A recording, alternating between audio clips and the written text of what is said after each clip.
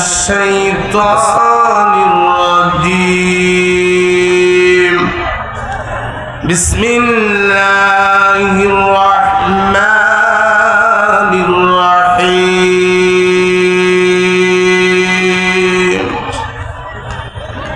يا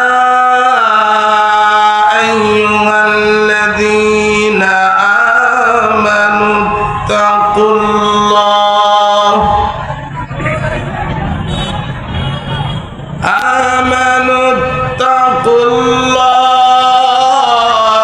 ولتنظر نفس ما قدمت لغد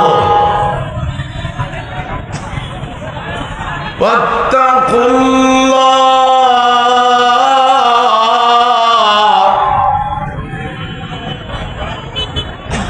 واتقوا الله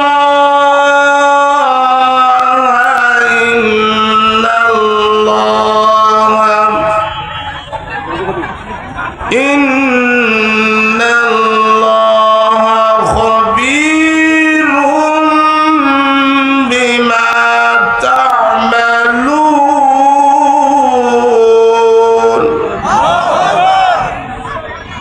إن الله خبير بما تعملون إن الله وملائكته يصلون على النبي يا أيها الذين آمنوا صلوا عليه وسلموا تسليما اللهم جرشره মাইকের এই অবস্থাটা জন্ডিস ধরা মাইক ওয়ালা আলি সাইয়্যিদিনা একটু জিকির করে নে লা ইলাহা ইল্লাল্লাহ লা জোরে লা ইলাহা ইল্লাল্লাহ লা বহু দূরে মদিনা কেমনে যাইব জানি না পড়েন বহু দূরে মদিনা কেমনে যাইব জানি না দয়া করো দয়ার আল্লাহ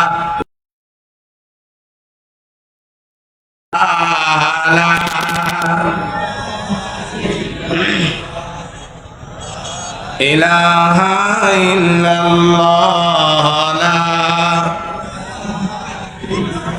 লা ইলাহা ইল্লাল্লাহু মুহাম্মাদুর রাসূলুল্লাহ সকলে পড়ে নেই সাল্লাল্লাহু আলাইহি ওয়াসাল্লাম আলোর কাফেলা যুব সংগঠন এর শুভ উদ্বোধন উপলক্ষে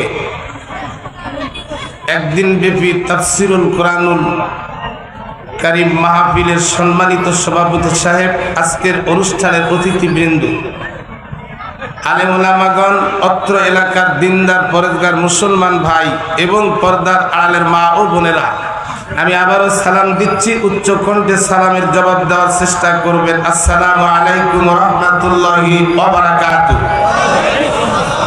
সর্বপ্রথম সেই মহান আল্লাহর দরবারে কৃতজ্ঞতা প্রকাশ করি যে আল্লাহ সুন্দর পরিবেশে, সুস্থ শরীরে, সুস্থ মস্তিষ্ক নিয়ে কোরআনের আলোচনাগুলো শোনার জন্য, আসার জন্য, বসার জন্য সুযোগ দান করলেন। সেই আল্লাহ তাআলার দরবারে শুকরিয়া আদায়ের লক্ষ্যে উচ্চ কণ্ঠে পড়ে নিই আলহামদুলিল্লাহ। বিশ্ব রাসূলের প্রতি দরুদ ও সালাম যিনি আহমদে মুস্তাফা, মুহাম্মদে মুস্তাফা, সকলে পড়ে নেই সাল্লাল্লাহু আলাইহি ওয়াসাল্লাম। যে আয়াতে কারিমা তেলাওয়াত করেছি, আয়াতের আলোচনা যাওয়ার পূর্বে সর্বপ্রথম বিনীত অনুরোধ করব যে সমস্ত ভাইরা এখন পর্যন্ত কোরআনের মাহফিলে মঞ্চের সামনে সামিয়ানার নিচে না বসে বাহিরে এলোপাতাড়ি ঘোরাফেরা করছে, খাড়াহাড়িতে আড্ডা করতেছে, চার দোকানে গল্প গুজব করতেছে, এখন পর্যন্ত মাহফিলে বসে না, এরকম লোক জনগণ আছে না? আছে? আপনারা কয়জন? তার চেয়ে বেশি আছে, খোঁজ নিয়ে দেখেন। যে সমস্ত ভাইরা এখন পর্যন্ত মাহফিলে না এসে বাহিরে ঘোরাফেরা করছেন, বিনীত অনুরোধ রাখলাম অল্প সময়ের মধ্যে কোরআন মাহফিলের আদব রক্ষা করার লক্ষ্যে আল্লাহর রাস্তে মঞ্চের সামনে সামিয়ানার নিচে অল্প সময়ের মধ্যে এসে বসার জন্য আমি বিনীত অনুরোধ করলাম। অনুরোধ করার পরেও যদি কেউ না শুনে করার কিছু আছে? করার কিছু নাই। তবে এক শ্রেণীর বুদ্ধিজীবী লোক প্রায় জায়গাতে পাওয়া যায়, এখানে মনে হয় নাই, যে ওয়াজ তাফসীর মাহফিলের দিনে দেখবেন যে বাসা থেকে অনেক দূর থেকে আসার পরে ওয়াজ মাহফিলে না বসে চার দোকানে আড্ডা করে, আগরবাতি খায়, বুঝেন, আগরবাতি খায়, চা খায়, বন্ধু বান্ধবের সঙ্গে গল্প গুজব করে। আর এখানে না আসার কারণ হলো ওখান থেকে কানে আওয়াজ যাচ্ছে, মাইকের সুন্দর আওয়াজ শোনা যাচ্ছে, যা লাভ কি? এইরকম বুদ্ধিজীবী লোক এই এলাকা আছে? এরা কোন বুদ্ধিজীবী লোক জানেন? শর্টকাটে বলে উদাহরণ দেই। এক এলাকায় এক ছেলে গাছে চড়ছে, গাছ থেকে নামতে পারে না। কয়েকটা লোক তাকে বলছে গাছ থেকে নামো, বলতেছে নামতে পারতেছি না। এরা অনেক চেষ্টা করতেছে, ছেলেটাকে নামাতে পারতেছে না। যখন নামাতে পারতেছে না তখন ওই এলাকার দেওয়ানি বুদ্ধিজীবী একজন যাচ্ছে, তাকে জিজ্ঞেস করলেন যে আঙ্কেল, আপনি তো এলাকার দেওয়ানি বুদ্ধিজীবী মানুষ, এই ছেলেটা গাছ থেকে নামাতে পারতেছি না, কোনো চেষ্টা করে ব্যর্থ হয়ে যাচ্ছে, কোনো প্রকারে নামাতে পারতেছি না, আপনি দেওয়ানি মানুষ, বুদ্ধিজীবী মানুষ, বুদ্ধি দেন, পরামর্শ দেন, ছেলেটা কিভাবে নামা যায় এটা একটা পরামর্শ দেন। দেওয়ানি সাহেব বলছেন এটা কোনো একটা ব্যাপার, এটা সেকেন্ডের ব্যাপার, তাহলে নামে দেন। বলে একটা কাজ করে, একটা রশি নিয়ে গাছে ওঠে, উঠে ওর নল্লির দড়ি লাগাও, ওর নল্লির দড়ি লাগে, নিচে 8-10 জন লোক রশির মাথা ধরে হ্যাঁচকা দিবে, টান, সেকেন্ডের মধ্যে নামে দেবে। আপনারা বলেন তো, ওই ছেলেটি গাছ থেকে নামবে, কিন্তু আজরাইল আসার আগে তো মরার কথা, মরবে না বাঁচবে? গাছ থেকে উপর থেকে নিচে যদি হ্যাঁচকা টান দেয়, নল্লির দড়ি লাগে, ওই পড়ে যাওয়ার পরে বাঁচবে? আমার মনে হয় আজরাইল আসার আগেই মরে যাবে। তা এখন আর দেওয়ানি সাহেবকে বলছে, দেওয়ানি সাহেব মারা গেল, তো বলতেছেন মারা যাবে না, জীবিত থাকবে। আমার সঙ্গে তো সে কথা হয় না, আমার সঙ্গে কথা হয়েছে গাছ থেকে নামে দেওয়ার কথা। এইরকম বুদ্ধিজীবী সমাজের মধ্যে বহু আছে। চার দোকানে চা খাওয়া, বন্ধু বান্ধবের সঙ্গে কথা বলা, গল্প গুজব করার মাধ্যমে যদি কোরআনের তাফসীর ওখান থেকে শোনা যায়, আর মঞ্চের সামনে বসে মনোযোগের সহিত শোনা যায়, একরকম হতে পারে না।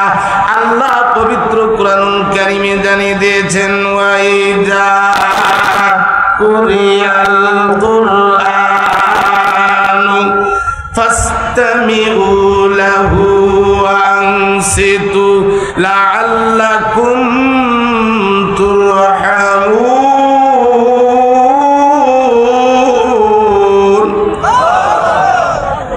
যখন যেখানে কোরআন তেলাওয়াত হবে, নীরবতার সহিত কান লাগা মনোযোগের সহিত শ্রবণ করবে, আল্লাহর পক্ষ থেকে লাআল্লাকুম তুরহামুন, তোমাদের উপর রহমত বর্ষণ হবে। জোরে বলে সুবহানাল্লাহ। নীরবতার সহিত শ্রবণ করতে হবে।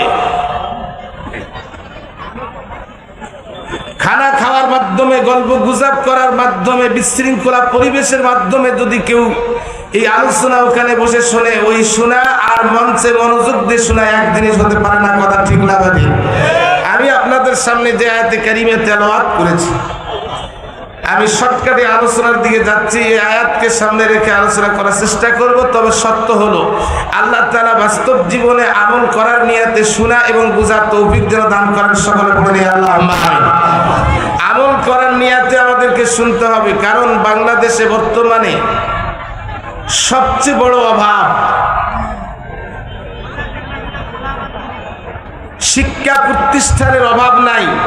হু হু করে দিন দিন শিক্ষা প্রতিষ্ঠান বৃদ্ধি হচ্ছে। আমি বৃদ্ধির ব্যাপারে ভেড়ো দেয়নি, আল্লাহর কাছে দোয়া করি আরো বৃদ্ধি হোক। নারী পুরুষ শিক্ষিতর অভাব বাংলার জমিনে নাই, শিক্ষিতর অভাব বাংলার জমিনে নাই। সবচেয়ে বড় অভাব হচ্ছে বাংলার জমিনে আমলিয়াত লোকদের অভাব। কথা ঠিক না? আমলিয়াত লোকদের অভাব বাস্তব। একটি একটি করে আমি টাচ দিচ্ছি, আপনারা খালি বানাবেন। আমাদের দেশটি হিন্দুর দেশ, অমুসলিমের দেশ, খ্রিস্টানের দেশ, আদিবাসীর দেশ না মুসলমানের দেশ? এটা 96% যে দেশে মুসলমান বাস করে, যে দেশে 96% মুসলমান বাস করে, সেই দেশে এখন পর্যন্ত শতকরা 50% লোক 5 ওয়াক্ত নামাজ পড়ে না। কথা ঠিক না ঠিক? ঈদগার ময়দানে নামাজিদের অভাব নাই, শুক্রবার মসজিদে নামাজিদের অভাব নাই। 5 ওয়াক্ত নামাজি মুসলিমে কয়েকজন বাদ দিয়ে বাকি লোকের 7 দিনের খোঁজ নাই, খবর নাই। কথা ঠিক না ঠিক? সবচেয়ে বড় আমলিয়াত লোকদের জন্য অভাব।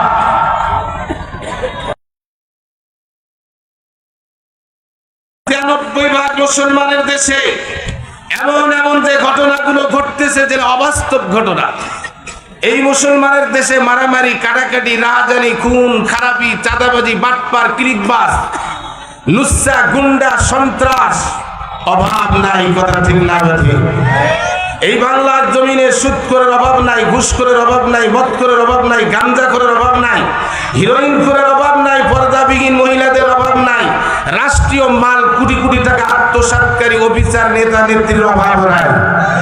ঠিক না ঠিক? শুধু